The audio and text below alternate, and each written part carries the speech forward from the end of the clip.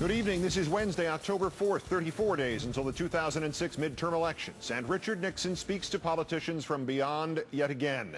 It's never the crime, it's the cover-up. Our fifth story on the countdown, Congressman Mark Foley is safely in the gentler penalty box that is rehab, while Foley's former chief of staff had to quit his most recent job today, then told reporters he'd warned the office of Speaker of the House Hastert 3 years ago about Foley, and he's now reportedly heading to tell all tomorrow to the FBI. While a second thread of lying stretches in another direction, and still further back in time, new reports that male congressional pages were warned about a then freshman Republican from Florida in 1995.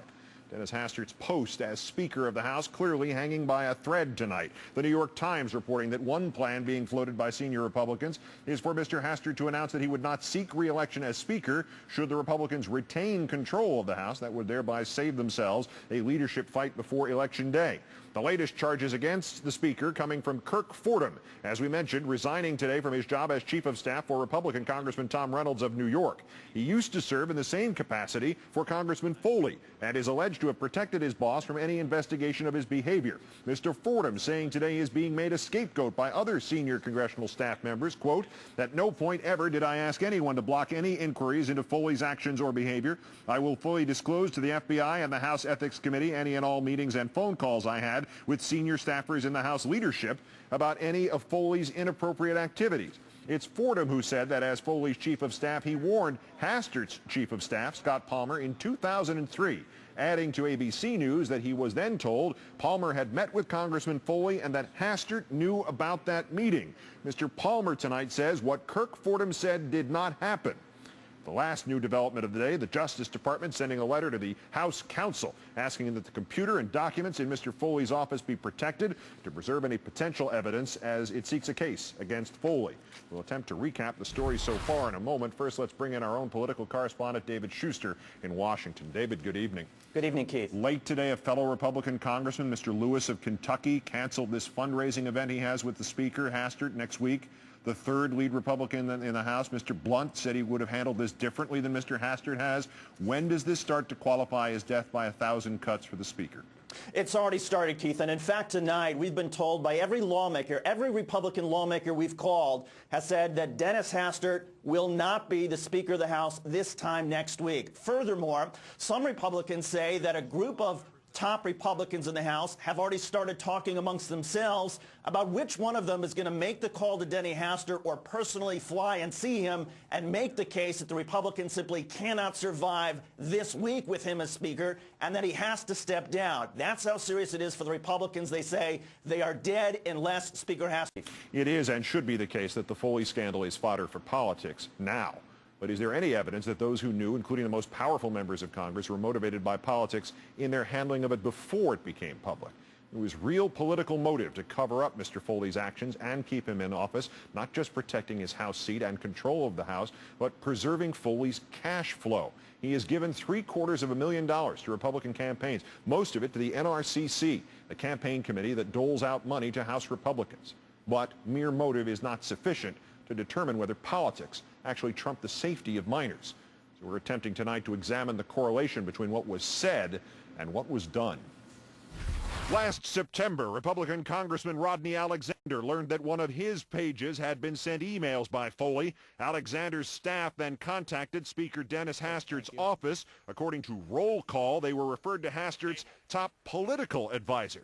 Hastert's office notified the House clerk, who oversees the page program, and told Republican Congressman John Shimkus, who chairs the three-person page board.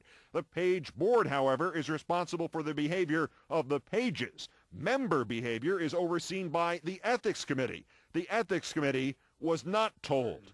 In fact, Shimkus had a hint of Foley's interest in pages back in 2002. And now someone who spends a lot of time with you also, Mr. Mark Foley. But Shimkus didn't tell the other two members of Congress who sit on the page board about the new emails. Shimkus only told Foley and only told him to stop emailing the page who had come forward. But when that page contacted Alexander's office, he included additional information not acted on, like this. Cariana said there was a congressman that did hit on pages, and the fact that Foley emailed another page, Will, who Foley said was in really great shape. No one appears to have made any effort to interview Cariana or Will or determine whether Foley did not just email but also hit on Pages.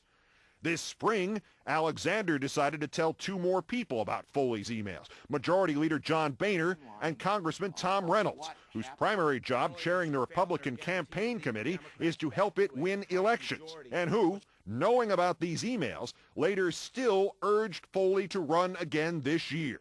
Speaker Hastert first said he had only learned about Foley last Friday, but Boehner disputed that, saying Hastert told him in the spring that it was taken care of.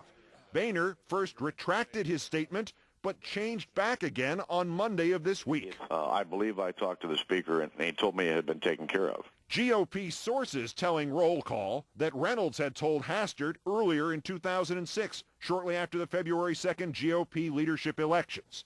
All that coming before today's report that Hastert's office had been warned about Foley in 2003 by Kirk Fordham.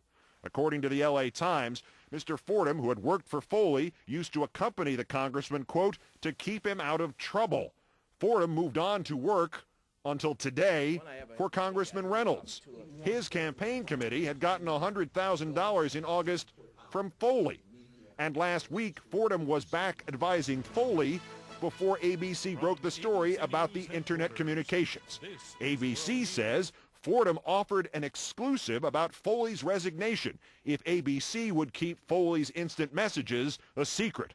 Fordham's own lawyer tells the LA Times, quote, it was an attempt to shield his boss from the political storm. And about that resignation, Fordham credits Reynolds with getting Foley to resign. Ladies and gentlemen, Foley's lawyer says otherwise. this was a life decision, not a tactical one made by others. Speaker Hastert took credit, too.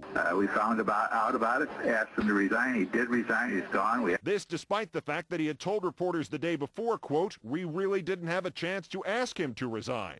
Once the story did get out, it was first minimized. There have been other scandals, as you know, that have been more than simply naughty emails. Then the Republican Party shot down Democratic calls for immediate investigations. Mr. Speaker, as a mother and a grandmother and a leader of this House, Democrats, on that I request... Regardless of who is playing politics now, ABC says its source was not a Democrat, and in fact only Republicans knew about all this before last week. On the issue of how they viewed it before last week, Hastert is clear. He may not remember if Reynolds told him about Foley last spring, but he does remember whether the context was about protecting children or protecting someone else. If he would have told me that, in the context maybe of half a dozen or a dozen other things. I don't remember that. I mean, other allegations of improper emails? No, it's just other things that might have affected campaigns. It's probably a whole stack of political things that we're going through at the time. Needless to say, politicians are spinning this like workmen at a fiberglass factory. The day Congressman Reynolds loses his chief of staff, the First Lady supports Congressman Reynolds at a fundraiser. And later, talk about spin. First, Condi Rice can't remember whether she got a warning about al-Qaeda's domestic plotting on July 10th, 2001. Then her office confirmed that meeting. Now it has helpfully pointed out the other officials who received similar warnings. If we're lucky, we'll get to see the actual moment the buck started getting passed. You are watching Inversely proportional to the benefits of covering up Mark Foley's inappropriate relationships with teenage boys is the potential devastation being wrought upon his party now that the scandal has been uncovered.